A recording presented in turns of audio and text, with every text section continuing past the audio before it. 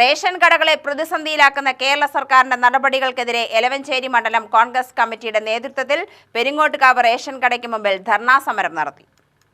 ധർണാ സമരം block Congress president Vinod ചക്രായി ഉദ്ഘാടനം നിർവഹിച്ചു.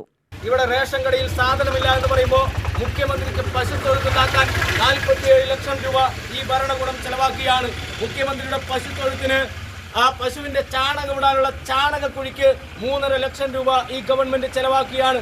ഇവിടെ റേഷൻ കടയിൽ സാധനമില്ലാതെ ജനങ്ങൾ പാടുപെടുമ്പോൾ അരി എവിടെയെന്ന് ചോദിക്കുമ്പോൾ അഞ്ചിക്കോട് പോലുള്ള സ്ഥലങ്ങളിൽ കുടിക്കാൻ വെള്ളമില്ലാത്ത സ്ഥലങ്ങളിൽ ബ്രൂവറി തുടങ്ങി മദ്യം ഉൽപ്പാദിപ്പിക്കാനുള്ള നീക്കമാണ് ഈ ഗവൺമെന്റ് മുന്നോട്ട് പോയിക്കൊണ്ടിരിക്കുന്നത്. കഴിഞ്ഞ 4-5 ദിവസങ്ങൾക്ക് മുമ്പ് നിങ്ങൾ പത്രമാധ്യമങ്ങളുടെ ഫ്രണ്ട് പേജിൽ കണ്ടു കാണും. കേരളത്തിൽ 74 ബിയർ പാർലറുകൾ അനുവദിക്കാനുള്ള തീരുമാനം ഈ ഗവൺമെന്റ് എടുത്ത് മുന്നോട്ട് പോവുക.